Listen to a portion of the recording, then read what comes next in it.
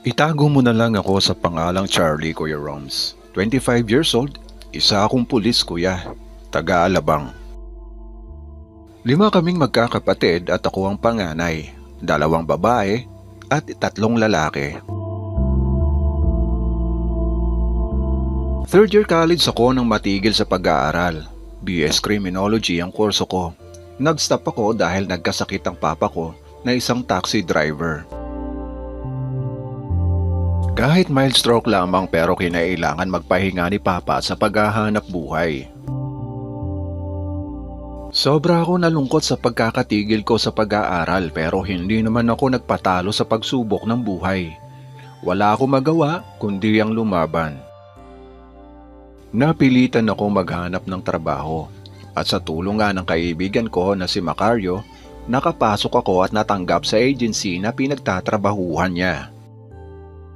Nag-apply ako bilang security guard, Kuya Roms, dahil medyo matangkad naman ako at sa educational background ko na criminology, kaya natanggap ako. Huwag na natin pag-usapan ang mukha ko dahil hindi naman kaaya-aya ang itsura ko. Sakto lang naman. Pero dumaan pa rin ako sa tamang proseso mula sa pagtitraining hanggang makakuha ng security guard license. Tamang-tama naman at may bakante sa isang mall sa Fairview. Medyo malayo ang uuwian ko pero tinanggap ko na. Hindi na ako tumanggi dahil kailangan ko na ng trabaho at isa pa, bago pa lamang ako sa agency. Ayoko nang masabihan na mapili. Matapos ang ilang oras na biyahe ay narating ko ang isang mall sa Fairview. Dito ako ma-assign, bitbit ko ang 201 file ko at uniform. At matapos nga ako ma-interview at makapasa, kaagad naman akong nag-orientation. Kinabukasan, pinag-duty na ako at kailangan kasi ng dagdag na security guard. Pang-umaga agad ang oras ko sa trabaho at naging partner ko si Macario, ang kaibigan ko. Kaya hindi naman ako nahihirapan. Nahihirapan lamang ako sa biyahe papasok at pauwi dahil malayo ang inuuwian ko. Sa Alabang pa. Kaya nakiusap ako kay Macario na kung pwede sa bahay niya ako muna tumira pero sabi niya hindi pwede dahil kasama niya ang misis niya at may baby pa sila. At isa pa, maliit lamang inuupahan niyang kwarto. Kung gusto ko daw, maghanap na lamang ako ng boarding house o kwarto na mauupahan.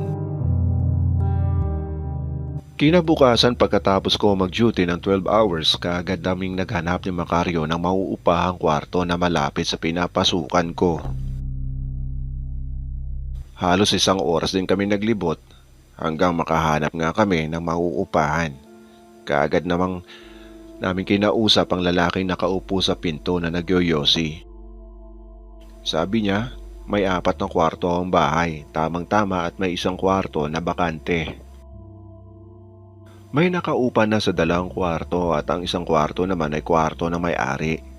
At sinabi niya ang pangalan niya siya daw si Alfred Borderden.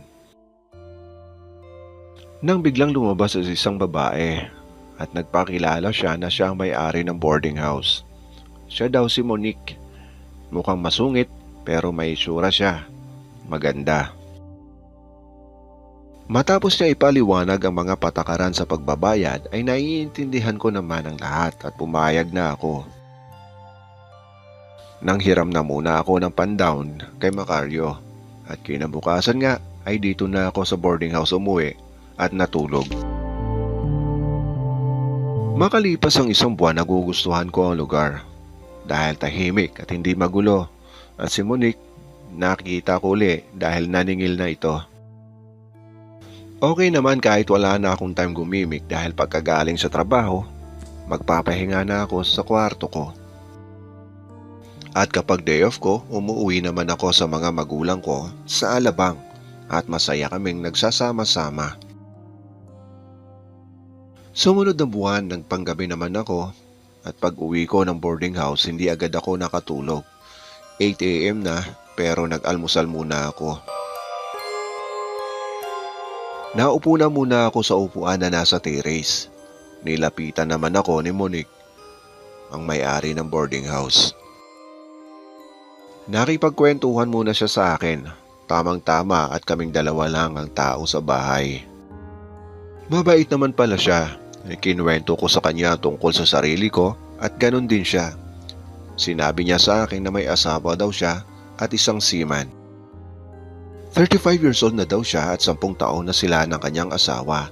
10 taon na rin seaman ang asawa niya. Ang problema lang, hindi pa sila nagkakaroon ng anak ng kanyang asawa. Nagpatingin sila sa doktor at nalaman nga nila na may problema ang mister niya. Naipundar nila itong paupahan noong nakaraang taon lang. Nakabili na rin daw sila ng mga lupain nila sa kanilang probinsya sa Davao.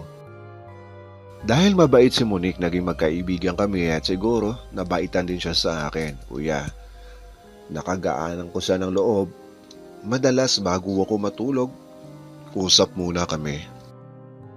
Wala rin naman kasi siyang ibang ginagawa sa bahay niya kundi ang maglinis at maglakad ng mga kailangan niyang lakarin. Sa Meralco o sa Nawasa at kung ano-ano pang kailangang bayaran. Sumunod na buwan, pang umaga na ang schedule ko at isang araw, nagulat ako nang pagdating ko ng 7:30 PM na datnan ko sa kanyang kwarto si Monique na umiiyak. Kaya kaagad ko siyang kinausap kung ano ang problema niya. Hindi agad siya makapagsalita pero pinilit niya na magsabi. Naaksidente pala sa dagat ang barkong sinasakyan ng asawa niya sa abroad. Nailigtas naman daw ang ilang sakay ng mga tripulante. Pero may mga nawawala pang 5 at isa doon ang asawa niya. Humagulgol ng iyak si Monique. Naawa naman ako sa kanya kaya pilit ko siyang pinakakalma at pinalalakas ang loob. Na makita ko na okay na siya, pumasok na ako sa room ko. At hindi na ako inistorbo pa ni Monique. Lumipas ang mga araw, linggo at buwan, wala pa rin balita si Monique sa asawa niya. Halos araw-araw siyang pumupunta sa agency ng asawa niya para alamin ang balita. Pero wala pa rin talaga hanggang idineklara na nga ng opisina na missing na ang kanyang asawa. Naging malungkutin si Monique pero hindi pa rin siya nawawala ng pag-asang buhay pa ang kanyang asawa. Hanggang isang araw sinubukan ko na yayain si Monique na kumain sa labas pero mukhang ayaw niya. Nang sinabi ko na birthday ko, pumayag siya. Lumabas kami ni Monique at namasyal, kumain. Ang tanging gusto ko lang naman ay makita siyang masaya at makalimutan pansamantala lang ang pait niya sa puso niya. Dulot ng pagkawala ng kanyang asawa at mukhang nagtagumpay naman ako dahil nakita ko na masaya siya. At nang makauwi na nga kami, nagpasalamat siya sa akin. Sabi niya, nag-enjoy daw siya. Siyempre, masaya din ako dahil birthday ko. Pumasok na ako sa room ko para magpahinga pero wala pang 5 minutes. Kumatok si Monique. Sabi niya, mag-celebrate daw kami. Hindi ko na siya natanggihan dahil may bitbit siyang alak. Masaya kami nag-shot dalawa. Masarap ang kwentuhan namin. Lalo na nang tamaan na kami, naging emotional na siya. Nakinig na lang ako sa kanya. Hinayaan ko siyang magdrama. At sa kalasingan nga ay bigla na lamang siyang bumagsak at nagsuka sa lamesa. Kaya kaagad ko siyang binuhat para ipasok sa kanyang kwarto. Dahil hindi ko siya matiis na makita sa ganoong itsura, pinunasan ko siya. Dahil wala na siyang malay, ay pinalitan ko siya ng damit at hinayaan ko na siyang matulog. Tahimik ang bahay dahil umalis na pala ang isang boarder niya sa kabilang room at ang isa naman ay umuwi sa asawa niya. Kaya kaming dalawa lang ni Monique ang tao sa bahay. Bumalik ako sa kwarto ko dahil iniisip ko na may duty pa ako kinabukasan. At kinabukasan nga, maaga akong umalis. Pero hinarang ako ni Monique at tinanong niya ako kung may nangyari ba sa amin. Nagulat ako dahil galit siya sa akin. Sabi niya pinagsamantalahan ko daw siya.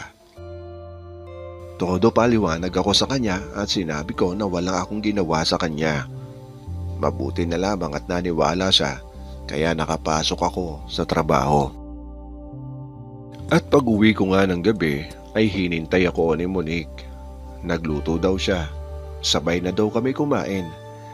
Dahil gutom na ako at nagsawa na ako sa tapsilog. Kinain ko niluto niya. Nilagang baboy, masarap pala siyang magluto. Pero nang magpaalam ako sa kanya at kailangan ko nang bumalik sa room ko, bigla niyang isinara ang pinto. Niyakap niya ako at hinalikan. Nabigla ako kay Monique. Kaya itinulak ko siya pero hindi siya bumitaw sa pagkayakap. Nagkatitigang kami at muli na naman niya akong hinalikan. At sa pagkakataong ito ay hindi na ako tumanggi pa. Nangyari ang mainit na salpukan namin ni Monique. Lupaypay ako pagkatapos. Hindi na ako nakatayo at sa kwarto na niya ako natulog. Sumunod na araw, ganun na naman ang nangyari sa amin. Sumunod na araw, ganun na naman. Laging mainit ang gabi namin ni Monique.